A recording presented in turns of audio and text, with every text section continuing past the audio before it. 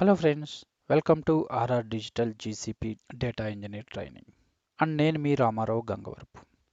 ఈరోజు నేను మీకు ఈ వీడియోలో మనకి storage and database services GCP provide చేస్తుంది. సో ప్రీవియస్ సెషన్లో మనం దాని గురించి డిస్కస్ చేసాము. బట్ ఇక్కడ వచ్చేసరికి ఈ 5 సర్వీసెస్లో దేన్ని మనం చూస్ చేసుకోవాలి, ఏ సిచ్యువేషన్లో ఏది బెస్ట్ ఆప్షన్ అనే దాని గురించి నేను మీకు సింపుల్గా ఎక్స్ప్లెయిన్ చేస్తాను. సో ఫస్ట్ వచ్చేసి మనకి క్లౌడ్ స్టోరేజ్.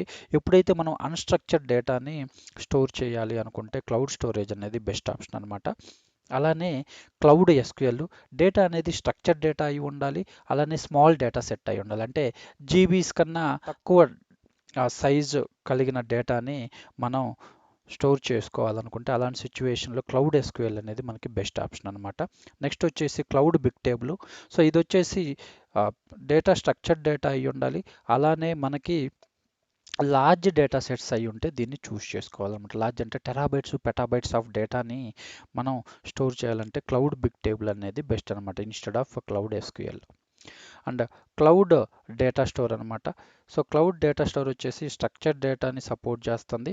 కాకపోతే కీ వాల్యూ పెయిర్ మెకానిజం ద్వారా స్ట్రక్చర్డ్ డేటాని యాక్సెస్ చేయాలంటే అప్పుడు మనం ఈ క్లౌడ్ డేటా స్టోర్ని చూస్ చేసుకోవాలన్నమాట. నెక్స్ట్ వచ్చేసి మనకి క్లౌడ్ స్పానర్ అనమాట. సో ఈ క్లౌడ్ స్పానర్ వచ్చేసి స్ట్రక్చర్ ట్రాన్సాక్షనల్ డేటాని సపోర్ట్ చేస్తుంది. కాకపోతే హ్యూజ్ డేటా సెట్స్ అయి ఉంటే మనం దీన్ని చూస్ చేసుకోవచ్చు అనమాట. సో ఎవరెవరైతే మన ఛానల్ని సబ్స్క్రైబ్ చేయకుండా వీడియోస్ వాచ్ చేస్తున్నారో తప్పకుండా మన ఛానల్ని సబ్స్క్రైబ్ చేసి వీడియోస్ని వాచ్ చేయండి.